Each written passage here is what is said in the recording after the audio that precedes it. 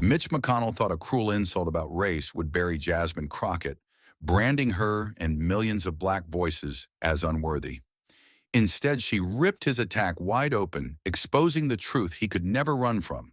The room erupted, the headlines exploded, and his decades of dominance cracked on live TV. So what words from Jasmine Crockett brought Mitch McConnell's empire crashing down in front of the nation? Stay with us. This is a story worth every second of your time. The hearing room was silent, but the tension was sharp enough to cut. Every network was live, millions of eyes fixed on Congress.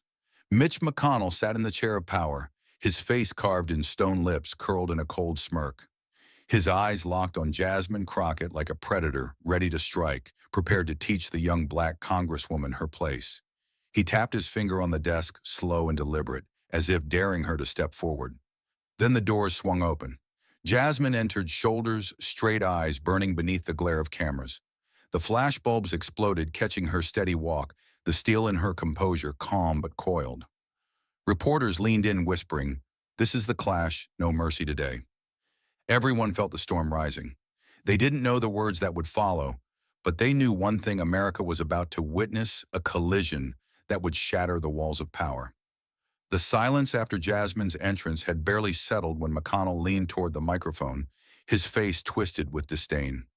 He didn't waste a second on policy or courtesy. His voice slashed through the air. "Black voters," he sneered, pausing for effect, eyes darting to the cameras. "They may cast plenty of ballots, but they're not real Americans. They're nothing more than convenient votes for the Democratic Party." The words dropped like bombs detonating in the chamber. It wasn't argument, it was humiliation. The room went rigid. The air seemed to vanish. Aides stopped typing, reporters froze mid-scribble. The cameras zoomed tight on Jasmine's face, catching the fire in her eyes. Her stare was sharp enough to cut steel, silent, but lethal. The weight of the insult pressed down on the chamber, and everyone knew they were standing on the edge of an eruption. McConnell smirked, emboldened by the silence. He leaned back in his chair and twisted the knife. "People like you, Crockett," he said, voice dripping with scorn. "You didn't earn this seat. You sit here because of your skin color. This Congress isn't a body of law anymore. It's a theater stage, and you are one of its props." The words echoed, brutal and deliberate, designed to wound not just Jasmine, but millions watching who shared her skin. Shockwaves tore through the room. Senators shifted uncomfortably, some shaking their heads, others shrinking into silence. From the press gallery, a rising hiss of whispers filled the air. Reporters already knew this line alone would dominate front pages by nightfall.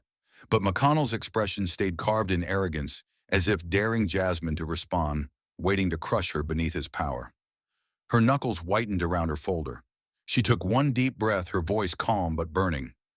"Senator McConnell, I will not lower myself to the level of insult." A pause. The tension grew unbearable.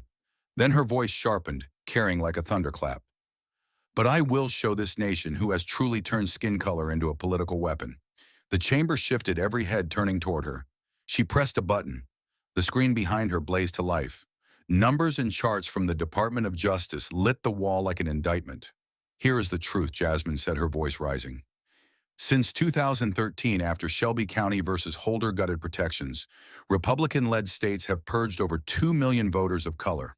In Georgia alone, the purge rate of black voters has doubled, rising from 6% of registrants in 2012 to over 12% in 2020. In Texas, the removal rate skyrocketed from 5% to more than 11%. That is not coincidence. That is suppression." Gasps swept the chamber. Reporters hammered their keyboards, headlines writing themselves in real time. Jasmine's final words cut through the storm. "Truth does not need skin color. Truth has numbers. And the numbers show your legacy, Senator." McConnell's jaw locked, his hand gripping the desk. He leaned in, voice trembling with anger. "You're just performing with statistics." But the cameras had already caught it, the flicker of fear in his eyes. The first strike had landed, and the whole country could feel it. This was no debate. This was war. The tension was already boiling when Jasmine made her move. She didn't answer McConnell's insult with words. She let silence hang for one brutal second, then pressed a button on the control panel. Every camera swiveled. The giant screen behind her flickered, then locked into focus. And there it was, the clip from 2022, Mitch McConnell's own voice echoing across the chamber. Black Americans vote in just as high a percentage as Americans. The line landed like a grenade in the middle of the room. The reaction was instant. Senators stirred in their seats, aides turned to each other in disbelief, and the press gallery erupted in whispers. The hum of voices swelled into a low roar. The cameras zoomed in on McConnell's face, catching the way the blood drained from his cheeks. He forced a grin, lips twitching, trying to claw back control. "That was just a slip of the tongue," he said quickly, his voice wobbling. "A simple language error." Jasmine stepped forward, her heels clicking against the marble floor, each step a deliberate strike. She raised her chin, eyes never leaving him. "You call that a slip of the tongue," she said, her voice cutting through the din. The chamber quieted under the weight of her words. "Then why immediately after did you block the John Lewis Voting Rights Act, the very bill designed to protect the ballots of black voters?" That was not a slip. That was policy. The words hit like a hammer, the accusation impossible to dodge. From the back of the chamber came a sound no one expected. Applause. Slow at first, a few hands clapping, then louder, echoing off the high walls. The noise broke the tension like a crack of thunder. Reporters scribbled furiously, capturing the unprecedented moment. Some senators shifted uncomfortably in their chairs. Others bowed their heads, refusing to meet Jasmine's eyes. The cameras caught every reaction, every flicker of shame, every twitch of unease. McConnell's face twisted, his voice rising in fury. "You dare stand here and challenge the history of the Senate?" he thundered, pounding the desk with his hand. His voice filled the chamber, but the edge of desperation slipped through. "I was here before you were even born, and I will be here long after you are gone." The outburst reverberated like a desperate roar meant to remind everyone of his decades of power. Jasmine didn't flinch. She stood tall, her voice calm but unyielding. "Yes, Senator, you may have been here longer than me," she said, every word deliberate, steady, burning with conviction. "And perhaps you will remain longer still. But history will remember not how long you sat in this chamber. It will remember who stood for justice and who stood for prejudice." The chamber fell into stunned silence again, every eye locked on the two figures locked in battle, the air vibrating with the weight of her words. McConnell leaned back in his chair, his eyes glinting with malice. Then his voice cut through the chamber, slow and dripping with contempt. "Black people already have every right," he sneered. "If they can't vote, maybe they should learn how to fill out their paperwork correctly. Don't blame the system. It wasn't argument, it was dismissal." The words landed like poison, reducing decades of struggle to a cruel punchline. The chamber convulsed with fury. Gasps echoed, aides exchanged horrified glances, and reporters hammered their keyboards, desperate to capture every syllable. The sound of whispers rose like a storm. The insult wasn't subtle, it was an attack broadcast live to millions. The cameras swung instantly to Jasmine. Her jaw tightened, her breath steady. The silence was heavy, a silence that screamed of something about to explode. She stepped forward, her voice like a blade. "Senator, let us be exact. It was the 2013 Brnovich versus Democratic National Committee decision, the ruling you celebrated that gutted the Voting Rights Act of 1965. That decision struck down Section 4B, the formula requiring states with a history of racial discrimination to seek federal approval before changing their voting laws." She slammed her folder shut, the echo cracking like thunder across marble. And the moment that protection vanished, states pounced. She turned, pressing a button. The giant screen behind her lit up with maps and numbers. Since Shelby, over 600 polling places have been shut down across counties with large black populations. Texas alone closed more than 750. Georgia shuttered over 200. Arizona followed with dozens more. And what did that mean? It meant that when black voters showed up to exercise their rights, they found locked doors, longer lines, and fewer machines. The chamber erupted in a low rumble of shock. Reporters scribbled furiously, the glow of cameras illuminating the room like lightning. Jasmine's voice didn't waver. In white neighborhoods, the average wait to vote is 5 minutes. In black neighborhoods, after Shelby, it shot to 45 minutes, sometimes hours. Parents forced to leave lines because their children couldn't wait. Workers losing wages just to cast a ballot. This isn't a paperwork mistake. This is a deliberate chokehold on democracy. McConnell shifted in his seat, his hand rising to wipe sweat from his brow. His eyes darted across the chamber, searching for escape but finding none. He clenched his jaw and barked, voice trembling with rage. You're twisting history." But the growl rang hollow, stripped of authority, sounding less like command and more like desperation. Jasmine didn't flinch. She stepped closer, her voice rising sharp and unyielding. "No, Senator. I am not twisting history. I am showing it. Polling place by polling place, line by line. Shelby County versus Holder tore away the guardrails and you applauded. The closures, the hours of waiting, the locked doors, that is not paperwork. That is a legacy. And it is the legacy you built." The chamber froze, the silence deafening. Every eye locked on McConnell. The cameras caught him cornered in, stripped bare by the weight of truth. The chamber was already boiling with tension, but Jasmine wasn't finished. The silence stretched heavy and suffocating, every camera locked on her. Then she reached down, pulling out a final folder, the one she had saved for the very end. She held it high, her voice steady but sharp. "If you still believe this is only theory, Senator, then listen to the voices from Kentucky, your home." Her words cut through the noise like a blade shifting the air in the room. A low crackle filled the speakers as Jasmine pressed play. A man's voice, rough and worn with age, poured out into the chamber. "I served in Iraq. I fought for this country. But when I came home on the day I tried to vote, my name was gone from the rolls. I stood outside the polling station like I didn't exist, like I wasn't an American at all." The words echoed against the marble walls, raw and unfiltered, each sentence heavier than the last. The chamber froze. Senators leaned back in their chairs, their faces tight with discomfort. Aides stopped moving, hands frozen above their notepads. Reporters looked up from their laptops, eyes glistening. The sound of pens scratching stopped completely.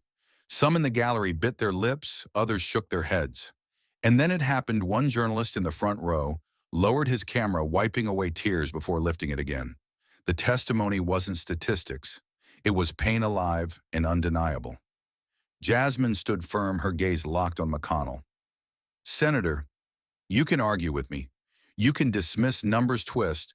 Rulings call it all politics. But you cannot erase this man's voice. You cannot deny the people of Kentucky who trusted you, who served this nation, and who returned home only to be treated as if they were invisible." Her words carried the weight of every soldier, every silenced voter, every broken promise. The silence in the chamber deepened, as if the walls themselves were holding their breath. McConnell's face had drained of color. He stared down at the desk, refusing to lift his eyes. His hands clenched tight, the knuckles white. For decades, he had commanded the Senate with an iron grip, but in this moment he looked small, cornered, diminished. His lips parted slightly as if to respond, but no sound came. The cameras caught everything, the sweat on his temple, the flicker of shame in his eyes, the way his shoulders sagged under the weight of truth. Jasmine delivered the final strike. "You can deny me, Senator, but you cannot deny them. The voices of your own people, the ones you were elected to serve, the ones you abandoned. That is not theory. That is reality." Her words fell like a gavel, slamming down the decisive blow that ended the fight. The room was paralyzed. Reporters sat stunned, their fingers hovering above keyboards. Senators looked away, unwilling to meet McConnell's eyes. The nation watching at home could feel it the moment a titan of power was silenced by the very people he claimed to represent. And McConnell, once the immovable force of the Senate, sat motionless, head bowed, defeated by a truth too heavy to deny. Outside the chamber, the silence detonated into noise. Newsrooms snapped to red alert, producers barking orders as control rooms cut feeds and built graphics on the fly. CNN sliced straight to the money shot. McConnell's face blanching, looping the micro flinch in slow motion as the anchor intoned, "We are witnessing an extraordinary moment on Capitol Hill." The lower third screamed breaking news while a freeze frame split the screen. Jasmine standing unshaken, McConnell staring down. Editors rolled the angle from 3 cameras, then punched in tighter, then wider, then back again. Phones across the country lit up with push alerts and vibrating notifications. MSNBC went wall-to-wall within minutes. The network splashed a stark Kyra and Jasmine Crockett, silences McConnell in Congress. Panelists sat stunned for a beat, then erupted, run the tape again, leave the split screen. Don't cut away from his reaction. Producers obliged, replaying the moment side by side with the original 2022 clip that started the fire. Hashtags swarmed every corner of the screen, comment crawls flooding the bottom with "play it back" and "receipts don't lie." Across TikTok, YouTube Shorts, and X, the same 10 seconds hit like a drumbeat. The viral engine roared to life. The 2022 line, "Black Americans vote," in just as high a percentage as Americans, thundered again and again under captions, remixes, and reaction cams. Within hours, the raw upload cracked the million-view mark. The stitched versions blew past it with duet chains from teachers, veterans, pastors, and lawyers. Comment sections detonated fire emojis, stunned faces, long paragraphs from people who said they'd never seen power blink on live TV. Radio hosts replayed the clip on loop. Podcasts dropped emergency episodes. Newsletters blasted "Watch This Now" with timestamps and freeze frames. Each replay landed like a punch, the kind you feel in your ribs. Out in the country, small celebrations sparked like brush fires. In Atlanta, barbershops, in Houston, church halls, in Detroit, living rooms, and Louisville, porches, people gathered around glowing screens, plates of food in their laps, volume turned all the way up. A grandmother wiped her eyes and whispered, "Run it back," as a teen grinned and hit replay. A Marine veteran raised a paper cup and said, "To being heard," while neighbors clapped along. Someone printed the chyron and taped it on a refrigerator. Someone else screen recorded the clip and sent it to every family thread.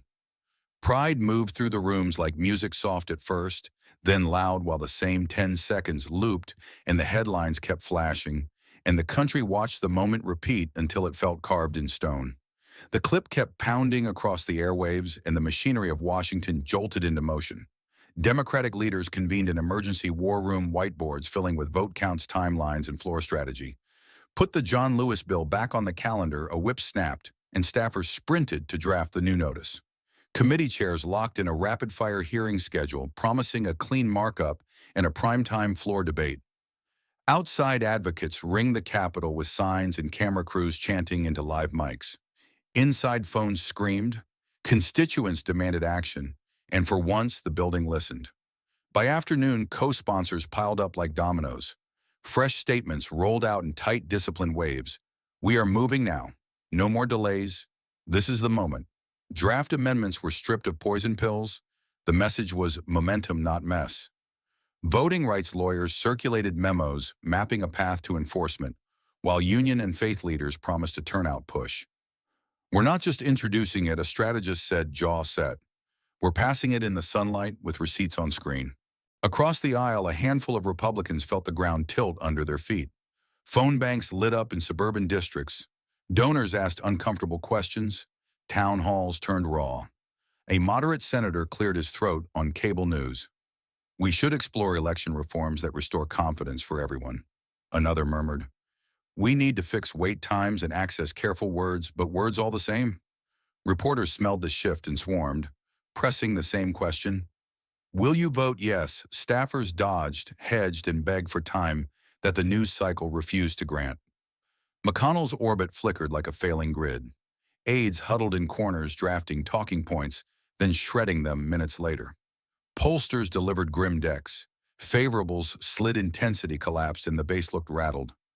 Headlines cut deeper than any opponent, the biggest crack in a decades-long political career. Editorial boards chimed in, asking whether the old iron grip had finally slipped. Donors paused contributions. Committee chairs whispered in doorways. The aura of inevitability bled out under fluorescent lights. Meanwhile, Jasmine stepped into the center of the storm and owned it. Bookers fought for the slot. She chose one primetime sit-down and said only, "Play the tape." Clips of her calm stare and clean lines looped under banners, reading the voice of a new generation. High school classrooms streamed the hearing. Barbershops replayed it on phones. Church basements watched together and cheered. She walked the Capitol with a stack of binders and a straight spine, not gloating, not flinching. Every camera found her anyway, and every chyron learned her name. Momentum spilled out of the Capitol and surged into the streets.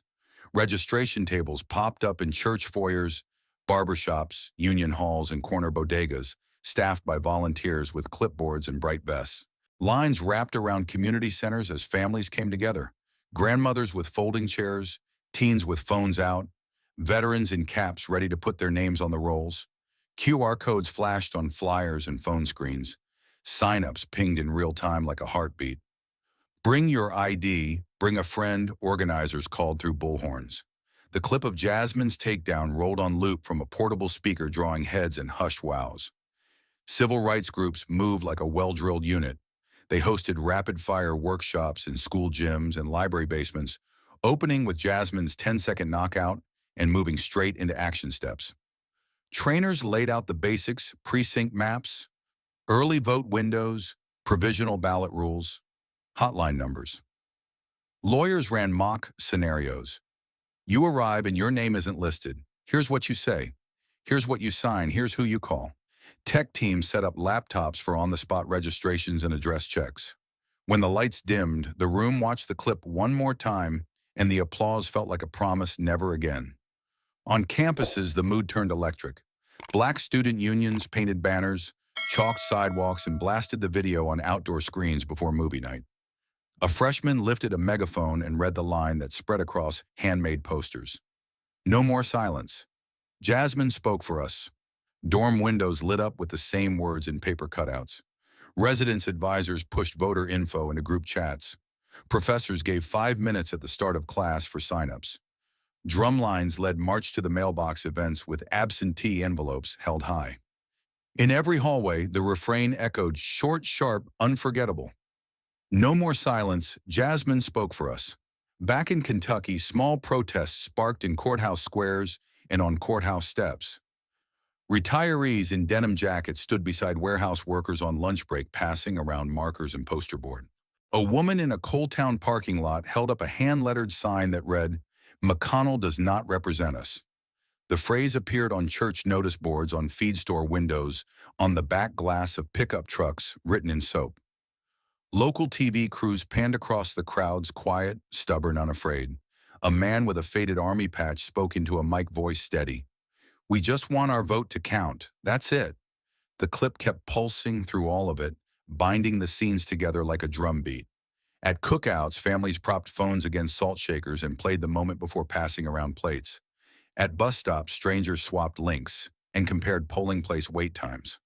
Hotline volunteers logged calls late into the night, their screens glowing with new registrations and precinct checks. City councils and school boards added public comment for voting access. Pastors preached practical sermons, bring water, bring patience, bring your neighbor. From one televised hearing, the country ignited into a roaring argument about race and the ballot, and this time the argument came with names, dates, and a plan to show up. As registration drives surged and protests spread, the narrative hardened into history.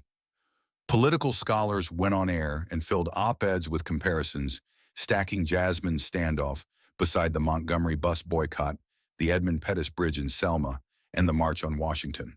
They spoke in careful cadence, yet their verdict cracked like thunder, a live confrontation that distilled the meaning of citizenship in real time.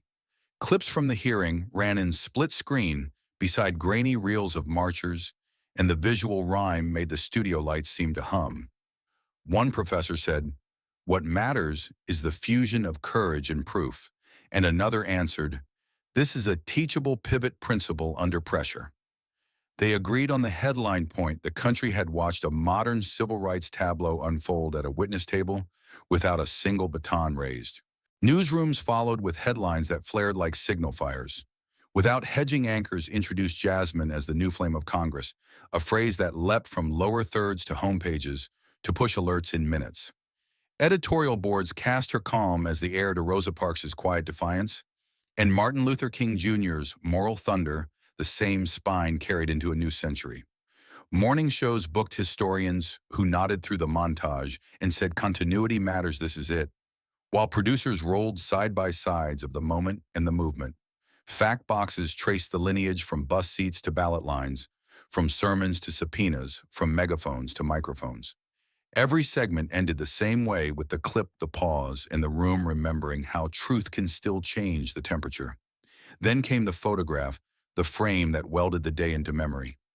Jasmine stood tall at the witness table, shoulders squared, eyes forward. McConnell sat with his head-bowed fingers, laced the posture of power turned inward. A photographer caught it in the breath between words, and the stillness burned brighter than motion. It hit front pages before sunrise, and by noon was taped to storefronts, dorm doors, church foyers, and union bulletin boards.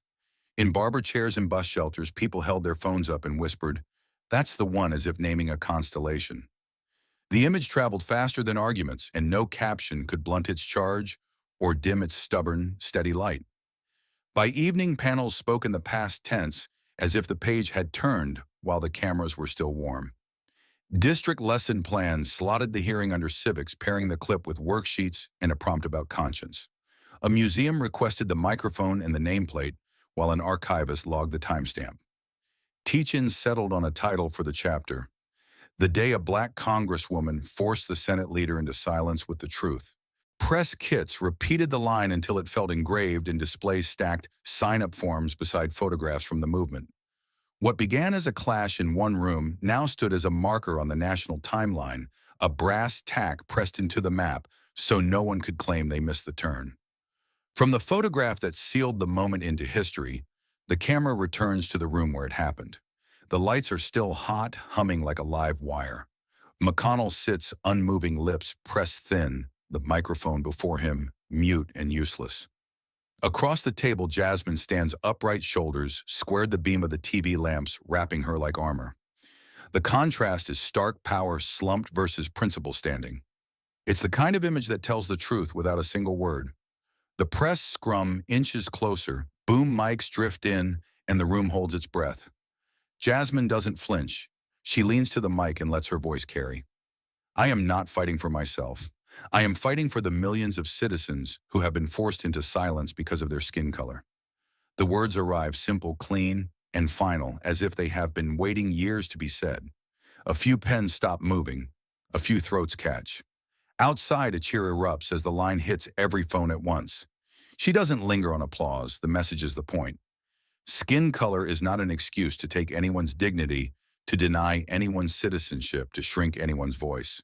Citizenship is not a privilege given by mood or mercy. It is a bond written in law and paid for in blood. She says this plainly, without flourish, like a teacher chalking a lesson on the board.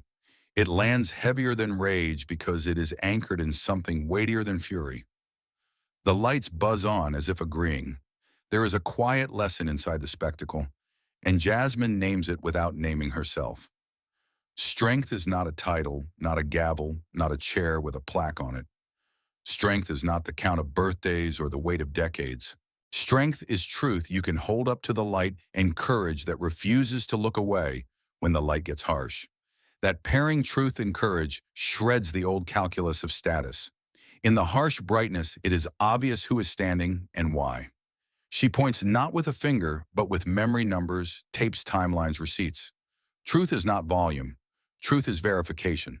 The night is full of roll the clip, show the graph, read the line in the record, and that is the whole sermon. Courage is the steady hand that presses the button anyway, knowing what comes next, knowing the backlash, knowing the cost. These are not abstractions. They are tools you can feel in your palm. In the end, tools beat theatrics.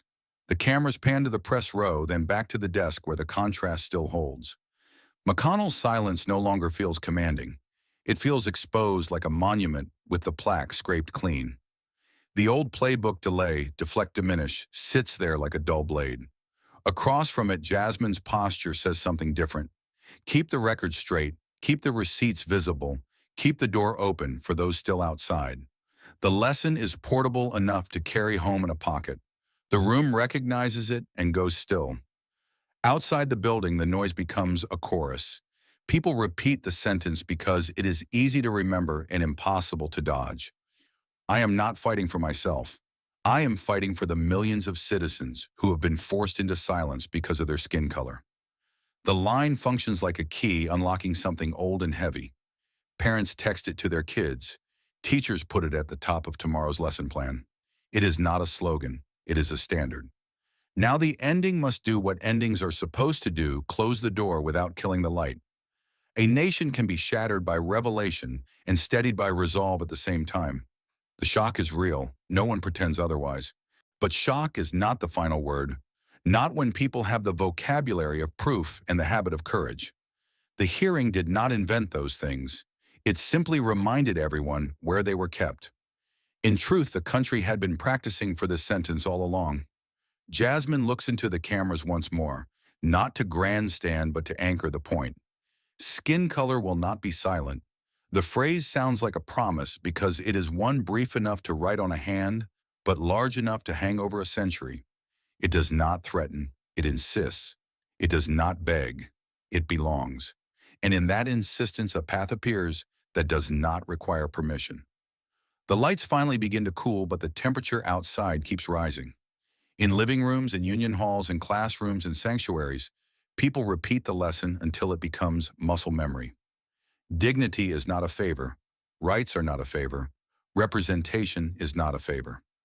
They are obligations the state owes the citizen, and they come due when the citizen shows up with the bill. Tonight the bill was marked in numbers and names. Tonight the cashier could not look away. And so the story lands where it should, with shock yielding to a hard, bright hope. A nation is rattled but not broken, rattled but newly attentive, rattled but awake to the way truth can still move the room. Somewhere a printer hums feeding paper through with that sentence at the top. Somewhere a kid underlines it twice and tapes it to a wall. If justice is a door, evidence is the hinge and courage is the push. And when the time comes to push again, the words will be waiting. Skin color will not be silent. Thank you for watching until this moment and for standing with us on this journey for justice. Your support means everything. Like, subscribe, and turn on notifications so you never miss what's next. And we'd love to hear your thoughts. Leave a comment below and let us know what moved you most in this story. Together, our voices make a difference.